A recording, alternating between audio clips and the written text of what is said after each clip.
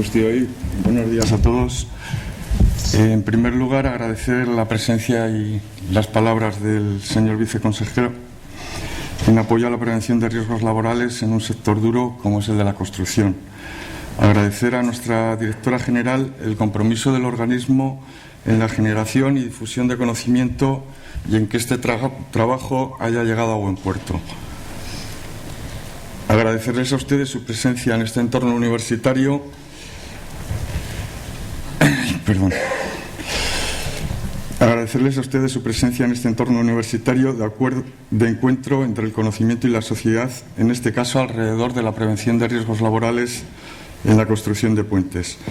Y permítanme además que agradezca a esas personas de Osalan que difícilmente se visualizan ni aparecen en ningún programa o publicación, pero que sin cuyo esfuerzo actos como el que hoy nos ocupa difícilmente se podrían realizar. Me estoy refiriendo a Itziar, a Irune, a Calleja, a David, a Pedro, a Lais. Sirvan estas humildes palabras de reconocimiento a ese trabajo en muchas ocasiones gris. Al agradecer a la directora el apoyo del organismo en la generación y gestión de conocimiento, me refería al compromiso con el sector, con la construcción. Desde la misma creación de Osalan, me atrevería a decir desde su concepción, han sido innumerables las publicaciones, jornadas y foros organizados y participados por los técnicos del organismo. Sirvan de ejemplo las publicaciones siguientes: estabilización de taludes, guía de seguridad para trabajos en altura, seguridad en los trabajos en zanjas, manual del recurso preventivo, seguridad práctica en la construcción y tantos otros. De las últimas publicaciones relacionadas con el sector, allá por el año 2007, veía la luz la guía práctica de encofrados. En ella se inició una colaboración con los técnicos de las más importantes empresas constructoras que actuaban en el ámbito de nuestra comunidad autónoma. El grupo continuó su trabajo hasta 2012 con pequeñas incorporaciones y ausencias, fecha en la que se presentó la guía para la prevención de riesgos laborales en la ejecución de túneles.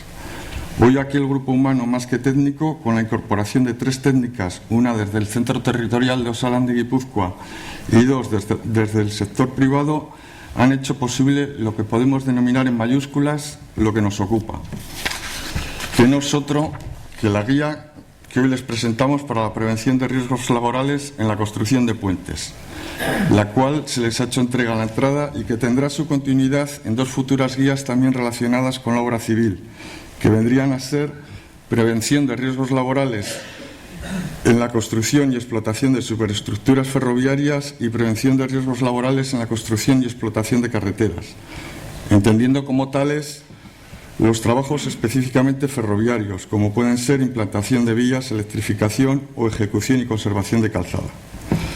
Estas cerrarían un ciclo de gestión de conocimiento en torno a la prevención de riesgos laborales en el ámbito de la obra civil. El grupo, como he dicho anteriormente, más humano que técnico, que ha participado en la elaboración de esta guía, está formado por los técnicos que tienen ustedes en pantalla y que en su mayoría tendrán ocasión de escucharles a lo largo de la mañana. Pero déjenme en este punto que haga una mención especial a los ausentes por motivos laborales. Santiago Regueira, desplazado a Riad, capital de Arabia Saudí, a Gonzalo Olea, que se supone que anda por Perú o por algún sitio de la península, y a Margarita Ortega, técnica del Centro Territorial de Osalan de Vizcaya. Agradecer, como no podía ser de otra manera, a las empresas a las que pertenecen este grupo de expertos las facilidades para que durante estos 3 últimos años y a lo largo de 29 reuniones hayamos podido compartir experiencias y finalizar este trabajo que hoy presentamos. Estas empresas han sido Acciona, Altuna Llúria, Dragados, Isolux Corsan, Ferrovial, Fomento de Construcciones y Contratas, OHL y Consa. Mencionados los autores, déjenme en este momento compartir con ustedes algunas de nuestras primeras y hasta últimas discusiones. Estábamos hablando de puentes, estábamos hablando de viaductos, hablábamos de construcción de puentes, de ejecución de viaductos. Al final, prevención de riesgos se quedó en prevención de riesgos laborales en la construcción de puentes. Y quizás sea este el momento de tirar de diccionario. Así, el diccionario nos recoge las siguientes acepciones para el término puentes: Construcción de piedra, ladrillo, madera, hierro, hormigón que se construye y forma sobre los ríos, fosos, suelo que se hace poniendo tablas sobre barcas, cada uno de los maderos que se colocan horizontalmente entre dos, y para el término de viaducto recoge obra a manera de puente para el paso de un camino sobre una hondonada. Dicho esto, nosotros utilizaremos el término de puente para describir aquellas estructuras viales con trazado por encima de la superficie que permiten vencer obstáculos naturales como quebradas, hondonadas, canales, utilizando el término viaducto para el caso en que esas estructuras viales se construyan por necesidades urbanas o industriales o evitar el cruce de otras vías de comunicación. Además, el viaducto se compone de gran número de vanos sucesivos. Otra de las definiciones que nos encontramos al buscar el término de puentes fue persona o cosa material o inmaterial que sirve para poner en contacto o acercar dos cosas distintas. Así, el 14 de noviembre de 2008, The Washington Phoenix publicaba una noticia sobre si Obama sería capaz de tender puentes entre los estados demócratas y los estados republicanos. Noticia que venía acompañada de una viñeta en la que se describe un puente en construcción.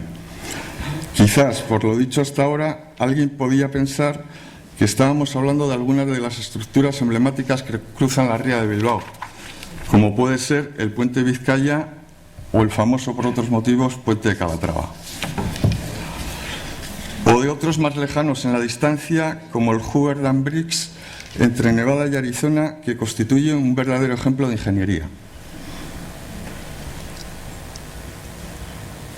Así, puentes tenemos muchos y diversos, pudiendo clasificarse de acuerdo a diferentes criterios y aspectos que cada autor toma en consideración, tales como su longitud, su uso, el ángulo que forma con el eje del obstáculo, la materia de la que están construidos, la función estructural, la transferencia de cargas, la posición del tablero respecto a la vía considerada, según la movilidad.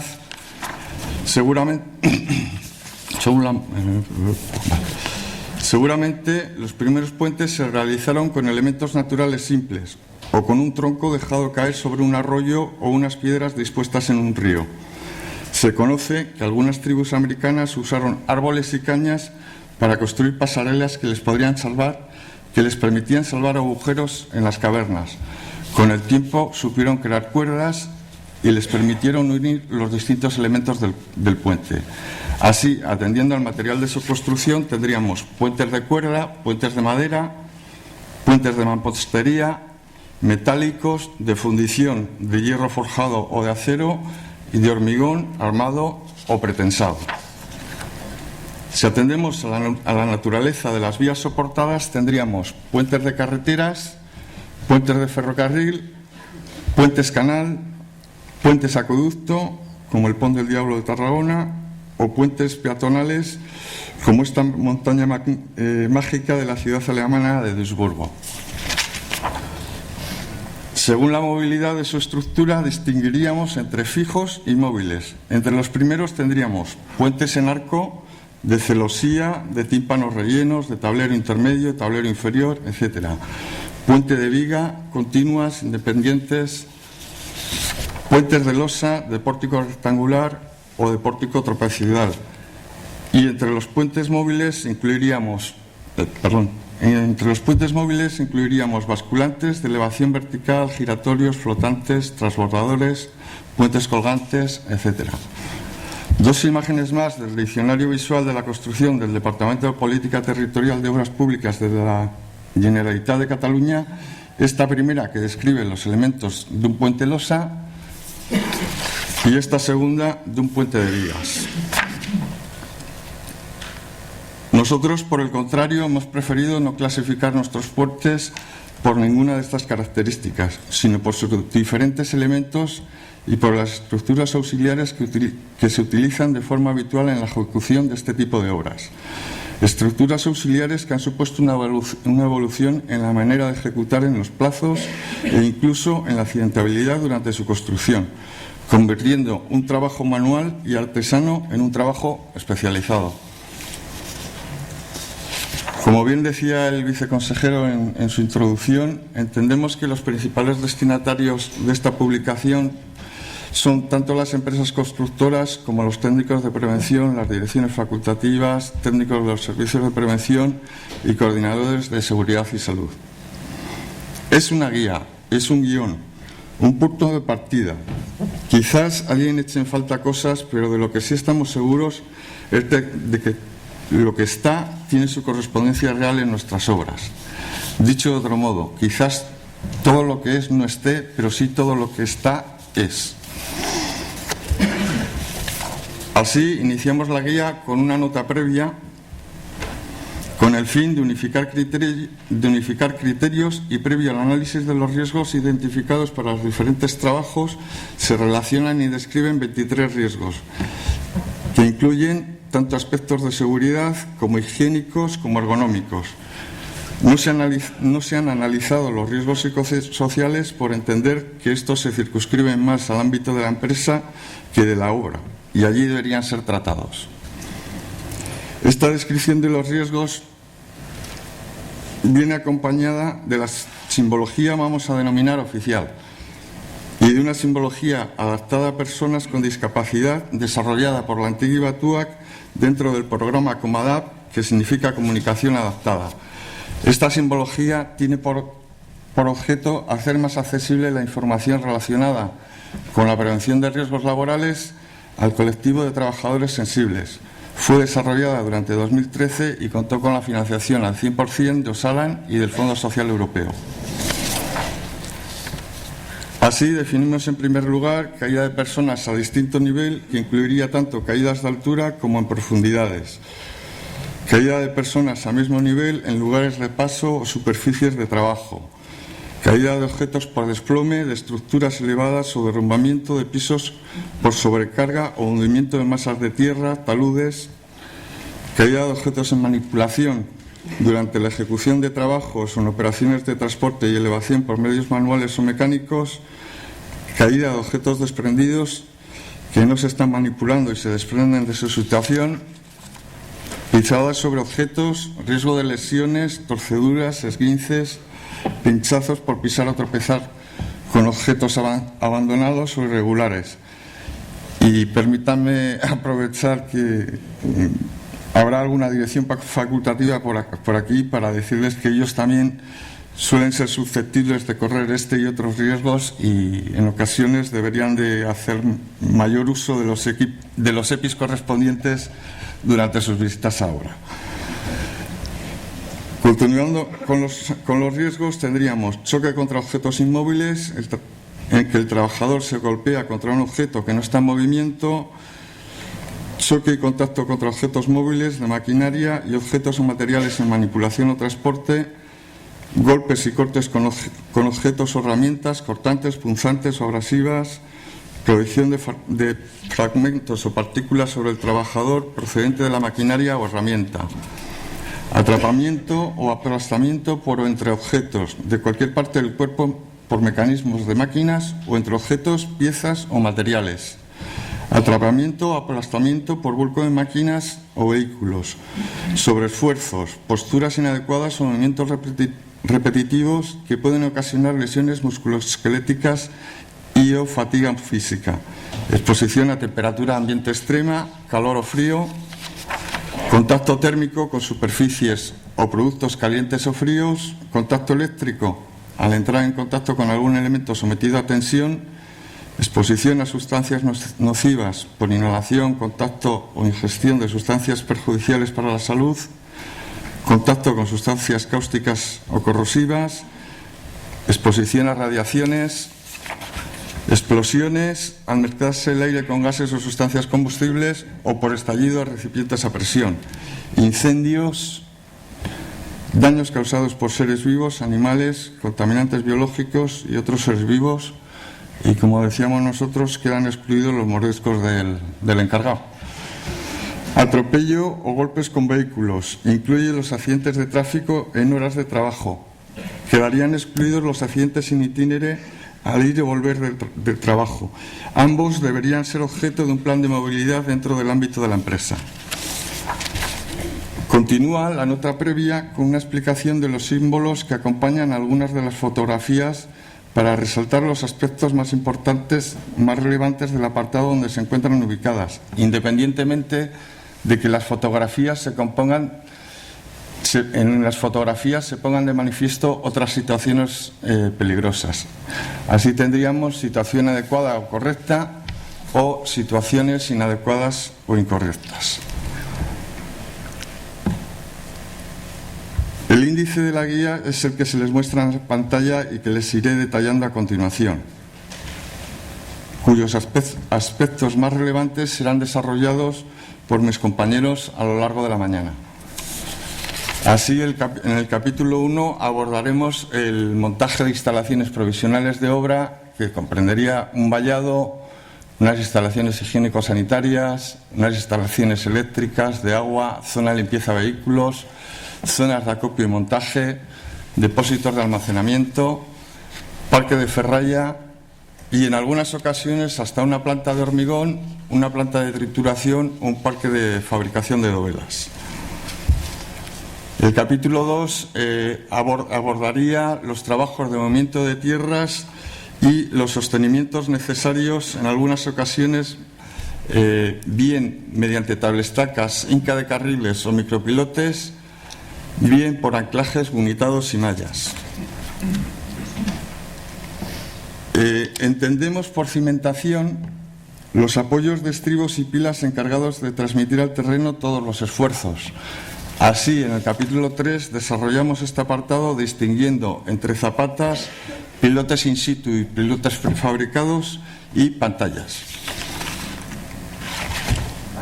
Denominamos pilas a los apoyos intermedios de los puentes de 2 o más tramos y son abordadas en el capítulo 4, contemplando su ejecución mediante hormigón in situ, en el que se abordan los trabajos de armado, los trabajos de encofrado mediante tipo convencional, encofrado trepante y encofrado autotrepante, así como el hormigonado de las mismas. Contemplamos también las pilas ejecutadas mediante hormigón prefabricado y las pilas metálicas. Los estribos están situados en los extremos, sostienen los terraplenes que conducen al puente. Están compuestos por un muro frontal que soporta el tablero y muros de vuelta o aletas que sirven para la contención del terreno. En el capítulo 5 desarrollamos la prevención en la ejecución de los estribos, bien ejecutados in situ, bien estribos prefabricados, bien por muros de tierra armada o bien por escollera. Utilizamos el término tablero para designar el piso del puente, que es el que soporta directamente las cargas, transmitiendo sus tensiones a estribos y pilas que a su vez las hacen llegar a la cimentación donde se disipan en el terreno. Así tendríamos tableros ejecutados mediante cimbra, cuajada y porticada, autocimbras, cimbras de avance o cimbras autolanzables, tableros ejecutados mediante voladizos sucesivos, dovelas prefabricadas, tableros empujados, tableros ejecutados mediante vigas lanzadas, tableros prefabricados o tableros metálicos. Continuando con el contenido de la guía, el capítulo 7 aborda la influencia de los condicionantes externos y las características del entorno, accesos, interferencias con otras infraestructuras. El capítulo 9 da una visión global de los riesgos higiénicos que se pueden poner de manifiesto en este tipo de trabajos relacionados con los contaminantes físicos, químicos o biológicos. Y el capítulo 9 aborda tanto los riesgos ergonómicos como una pequeña referencia a los riesgos psicosociales. En el capítulo 10 desarrollamos de manera somera el contenido de los planes de emergencia y alarma y evacuación, terminando con un capítulo 11 de legislación y un capítulo 12 de bibliografía y referencias. Y por último, completamos la guía con un anexo denominado mapa de riesgos.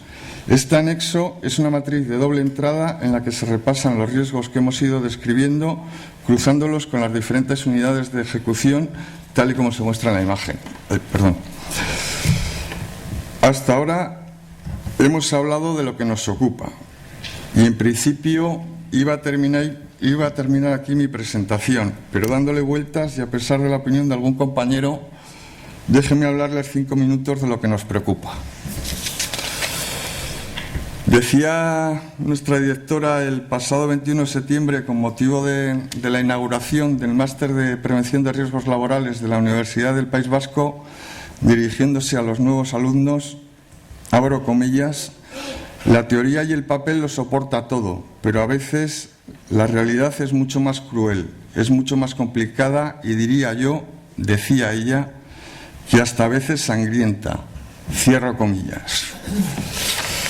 Nos preocupan las personas, las cosas reales, los accidentes, los heridos y fallecidos, porque estas estructuras durante su construcción a veces se caen. Paso de manera rápida a repasar algunos de los accidentes que tuvieron una cierta repercusión mediática en los últimos tiempos. Noviembre de 2005.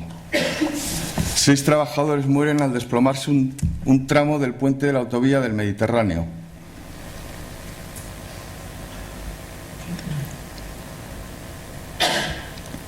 Septiembre de 2007. Un trabajador muerto y 4 heridos al derrumbarse un puente del AVE en Orense.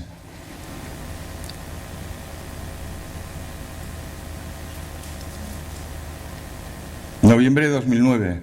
5 obreros mueren al desplomarse un puente en Andorra.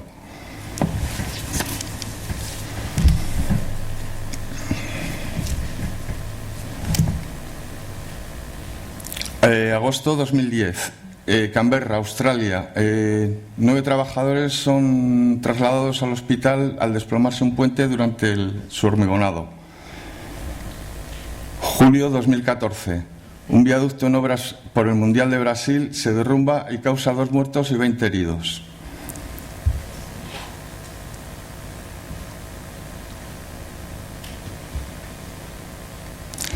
Esta también es nuestra realidad y termino.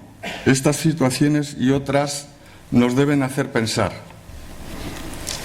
Algo podremos hacer y deberemos hacer de más.